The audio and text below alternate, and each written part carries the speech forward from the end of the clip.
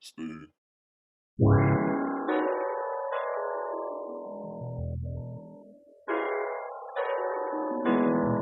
Lately I've been on my toes. Enemies been on a mission.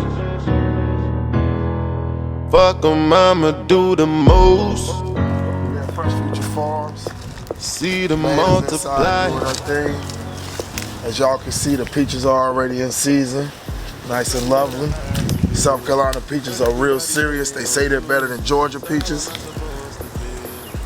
Real beautiful peach.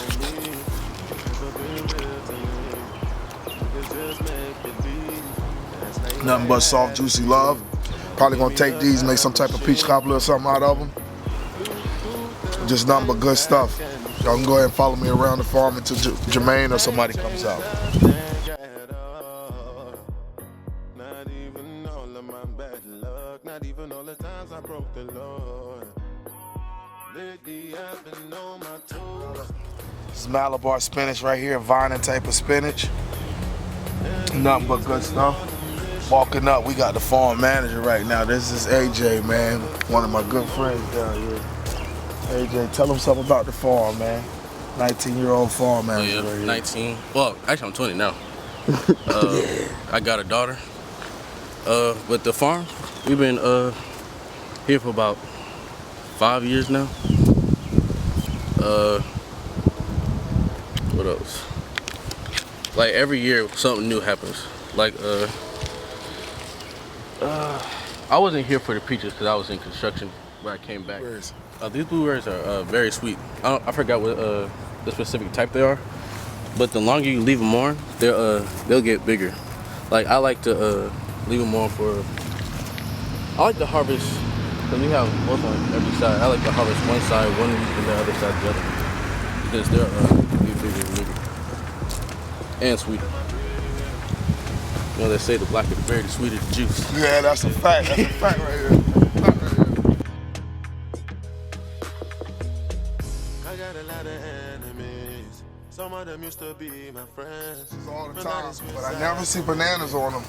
And her bananas actually produce actual bananas. They're smaller type, but they're really sweet. I haven't had one yet, but AJ told me about them last year. I'm looking forward to having some this year, man. They make their own compost. Pile it up in there, put the compost hill in there, man. It's nothing but good stuff. 2-3 months ago, man, this was probably half this size. This is crazy. All right. This right here, this is our carrot row right here. These carrots been sitting in this row for like a couple months now, so they just get bigger and bigger. Yeah, buddy. That's a carrot, baby. Nothing but goodness from the Fresh Future Farms. This thing real sweet. Yeah, man. Talking about on the tomato plants. Your tomato plants are like large and bushy to the ground and like, come on now. All right, this right here is Jermaine Jenkins. Jermaine Jenkins is the owner of the farm, runs things around here. Master farmer, in my opinion. She probably will take that away from me, but just ridiculous. Has taught me so much.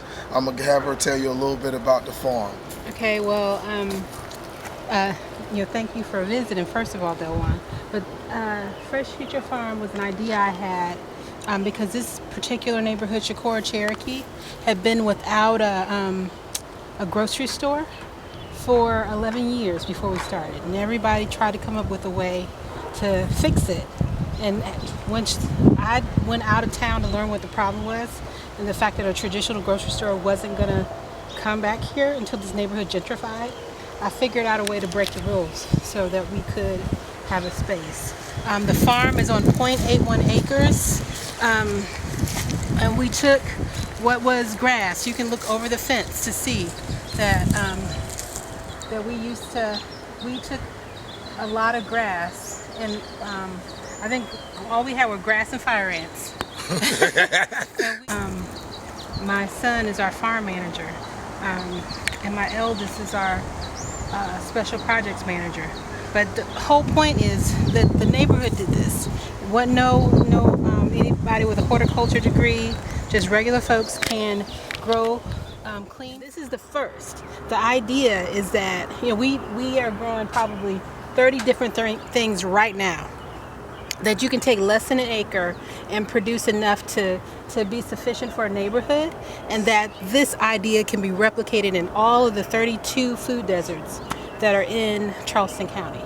Tell us about food deserts a little bit. Okay, well, a food desert, you're in a food desert if you have to go more than a mile to get to a traditional grocery store with food that's affordable and culturally relevant to you. So, like I said, the Winn-Dixie closed in 2005, and there hadn't been a grocery store in this neighborhood before then. So on top of the farm, there's a grocery store over there, but our customers can tell us what they want. But this is the only place, probably in the country, where the store brand is grown on site. Right. Yes. Right. Let's do it to it. Yeah, but it could happen in other places. Well, let's go take a look at the educational side of the farm. Let's do it. Okay, so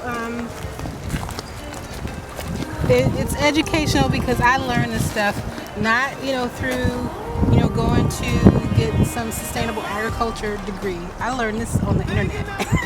Right. So let's look at what the internet taught us about taking care of hens. So this is our chicken coop and our chicken tunnel, but it's on the southern end of our farm. So knowing that from what we raised in our yard, that hens, they're born with 4,000 eggs in them. So they're always in gestational mode. So a hen, when you pick it up, it's like an oven with feathers. So they're always hot. They pant like dogs because they're hot. They dig holes and sit in them to stay cool and stuff. So what we did, knowing that before we got the hens, is we planted muscadine grapes inside the coop with hardwood cloth to keep the hens from digging them out. But they fertilize their own shape, and we get grapes. And we keep we have 25 now. We've had as many as 30. We've not lost one hen because of how well built this coop was from the beginning. But we sell the best eggs in town. That's a fact. These hens eat greens. They eat the produce that we sell in the store, that's like a little bit too ripe. And then they spend time with my husband, who has become known as the chicken whisperer. But my husband is actually teaching the chickens how to play the piano. Yeah. The most amazing thing. Yeah. And I will attest to the flavor on those eggs too. The first one of the eggs that I had, I cracked it and I put it in the cake.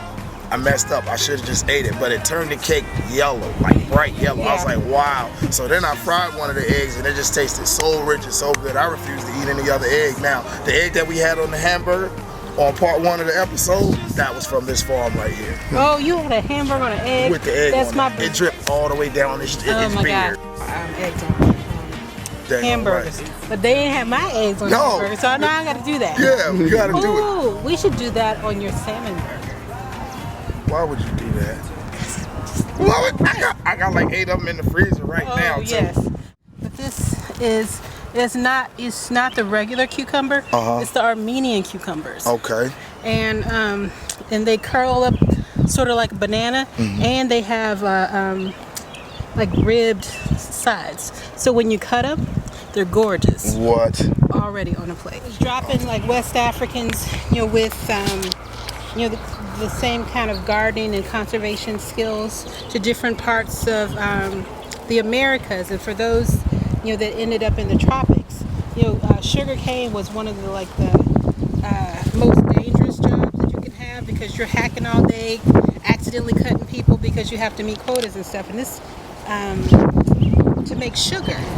So and there's only 2 ways to do sugar. It's either from the cane or beets. So sugar cane is very easy to propagate, as you can see. So there's fields of sugar cane in places, and this is something that folks grew up just gnawing on pieces of sugar cane. So we are building up our crops so that we can sell them to our customers. Now, I'd also like to process figure out how to process and use this in some of the beverages, like the one that we did at your event. Let me tell you about her drinks, her beverages. Since she's going to mention beverages, this woman makes the best beverages ever. Whether it be her mountain mint tea, whether it be her blackberry tea, whether it be her lemonade, strawberry. I believe she did a lemongrass lemonade at the last event we did. So she takes all of these herbs out of the garden and she turns them to the most beautiful drinks ever. Just beautiful stuff. This is where the seeds will come. But the other thing is just the blossoms themselves taste like onions, and you can use these in cooking.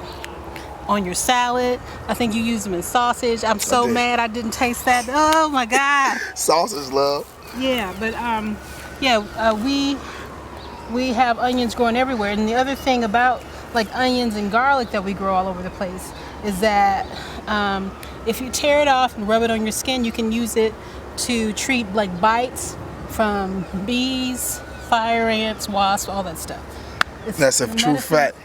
What about mosquitoes? Mosquitoes. Speaking of mosquitoes, I got bit over there a couple of weeks ago with AJ. AJ's the farm manager. We've already talked to him. He told me to tear off a piece of scallion and just rub it on the patch of bites. The sting went away right away. Right away. It's amazing, man. You can actually pick those flowers off. Yeah. Stuff them with anything you want to. You can make a crab stuffing, you can make anything, or you can just saute them and eat them. The flowers are really good. Yeah, they're fantastic in a quesadilla. Did you just say quesadilla? Yes, and it's the women who run Sea Island Savory Herbs.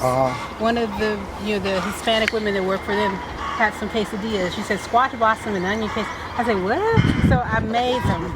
It is incredible. And the crazy thing about it is this plant, they transplanted this, Adrian and Brielle, probably 2 weeks ago. And you see how big the leaves are? Yes. Yeah, it's a healthy plant. And like if we have squash borers, because one of the things, like we got that Farmer Wild Black book, if you're committed to your craft, you're learning stuff all the time, right? So one of the things that they said is we used to use straw in these beds, and that straw itself attracts those borers. And there was straw underneath there, so I wondered if we would have borers again. So one of the things that we're doing is we're going to be planting the squash and zucchinis in these black plastic bins over there. Okay. Let's talk about healthy soil.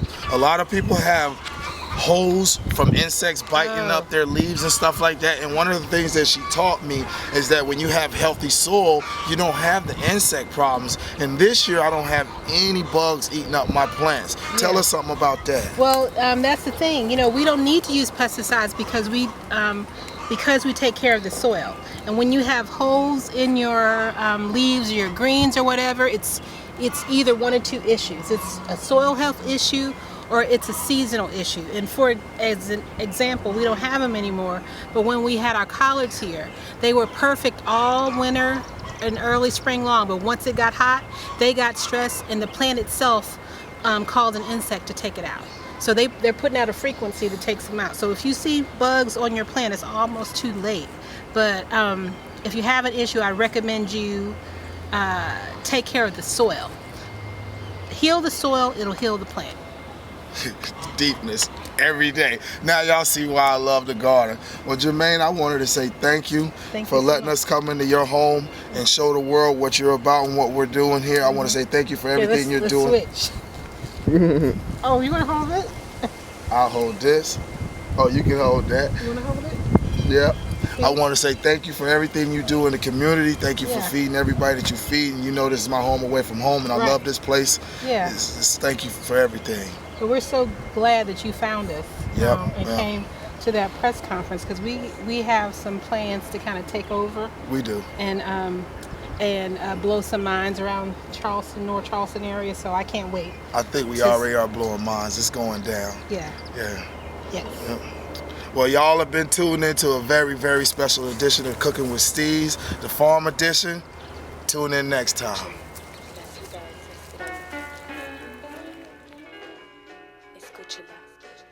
And this is Eric right here, the Special Projects Director of the Fresh Future Farms, also Jermaine's eldest daughter, super talented artist. I'm going to let you tell you what she does here at the farm.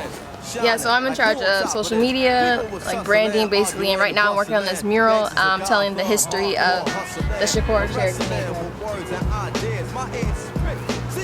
How long would it take you to finish this piece? Oh, I gotta be done before June.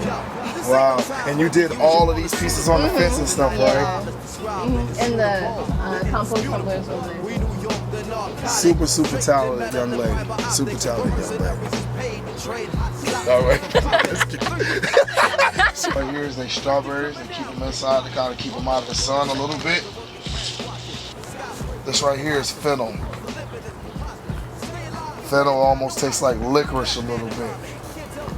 Then she has purple sage right here. We have sage in our garden as well. Theirs is the purple sage though. It's a little bit more intense in flavor.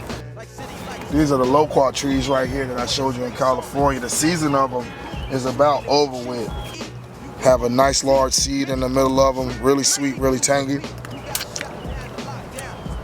White flesh on the inside. Tastes like pure sugar. Probably one of the best plums you ever had.